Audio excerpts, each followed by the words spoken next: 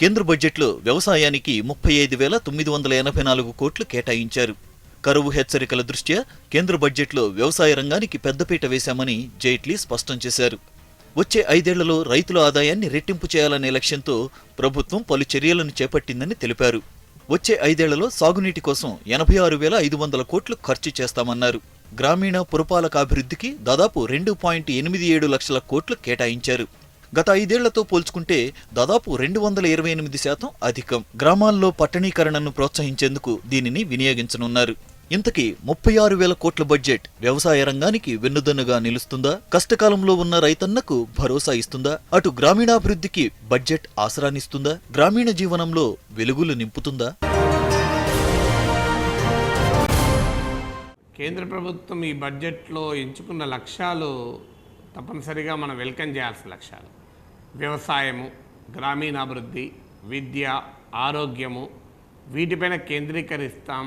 మా బడ్జెట్ ఈ పునాదులపైనే ఉంటుంది అని ఆర్థిక మంత్రి చెప్పారు. ఆర్థిక సర్వేలో కూడా చెప్పింది ఏంటంటే వ్యవసాయం సంక్షోభంలో ఉంది.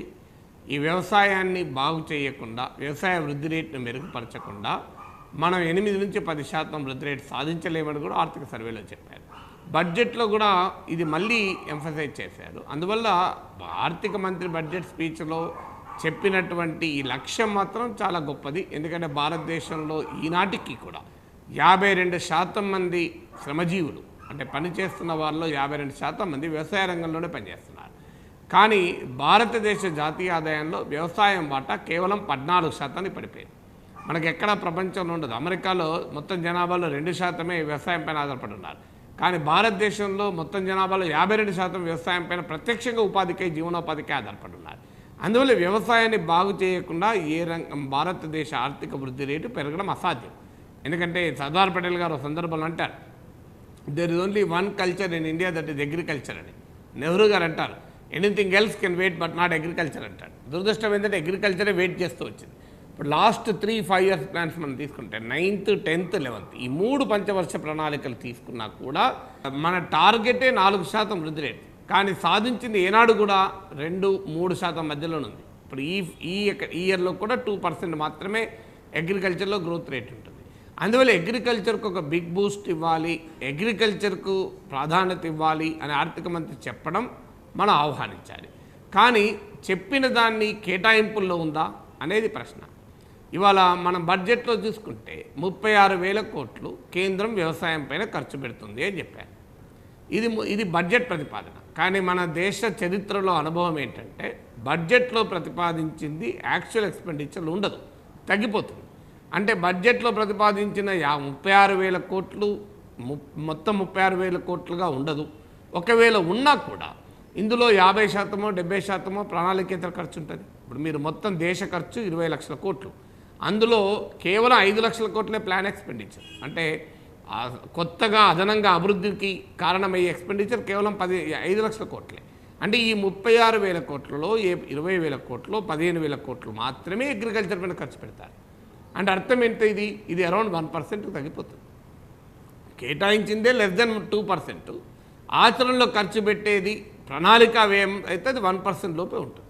మరి భారతదేశ జనాభాలో 52% మందికి జీవనోపాధికి, ఉపాధికి ఉపయోగపడుతున్న రంగం పైన కేంద్రము తన మొత్తం 20 లక్షల కోట్లలో 1%, 2% ఖర్చు పెడితే ఏ రకంగా వ్యవసాయం ప్రాధాన్యత రంగం అవుతుంది? అయితే ఒక వాదన ఉండొచ్చు, వ్యవసాయం అంటే ప్రధానంగా రాష్ట్రాల జాబితాలో ఉంటుంది, అందువల్లే రాష్ట్ర ప్రభుత్వాలు ఖర్చు పెట్టాలి అని. కానీ కేంద్రం తన ప్రాధాన్యతలో వ్యవసాయం అని చెప్పింది కనుక మనం ప్రశ్నిస్తున్నాం. అలాగే మీరు గమనించండి, ఇరిగేషన్ సెక్టర్, నీటిపారుదల రంగం మా ప్రాధాన్యత అన్నారు.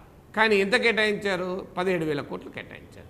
మరి 17,000 కోట్లు అంటే మొత్తం కేంద్ర బడ్జెట్లో 0.7 సంథింగ్ వస్తుంది. అంటే 1% లోపే. 1% కూడా 20,000 కోట్లు అవుతుంది. 17,000 కోట్లు అంటే <1% ఇరిగేషన్ పైన కేటాయించారు. మనందరికీ తెలుసు, ఒక్క పాలమూరు ఎత్తిపోతల పథకం సగం కూడా పూర్తి కాదు ఈ 17,000 కోట్లతో. పోలవరం ప్రాజెక్టుకి ఈసారి 100 కోట్లు కేటాయించారు. అందుకే మరి పోలవరం ప్రాజెక్టు ఇలా ఏడాదికి 100 కోట్లు కేటాయించుకుంటూ పోతే పోలవరం పూర్తయ్యే వరకు అసలు ఎన్నేళ్ళు పడుతుంది? ఎందుకంటే అది జాతీయ హోదా ఉన్న ప్రాజెక్ట్, 90% కేంద్రమే ఇవ్వాల్సిన నిధులు. మరి 100 కోట్లతో లాస్ట్ ఇయర్ ఒక 100 కోట్లు, ఇప్పుడు 100 కోట్లు ఇలా ఇచ్చుకుంటూ పోతే ఓ 50 ఏళ్ళు పడుతుందా, 100 ఏళ్ళు పడుతుందా? అది అందువల్ల ఇరిగేషన్ మా లక్ష్యం అని చెప్తారు, 17,000 కోట్లు కేటాయిస్తారు. వ్యవసాయం మా లక్ష్యం అని చెప్పారు, 36,000 కోట్లు కేటాయించారు. మీకు మూడో ఉదాహరణ స్కిల్ డెవలప్మెంట్. 1,00,00,000 మందికి నైపుణ్యాన్ని కల్పిస్తామని చెప్పి బడ్జెట్ స్పీచ్లో చెప్పారు. కేటాయించింది ఎంత? 1,700 కోట్లు.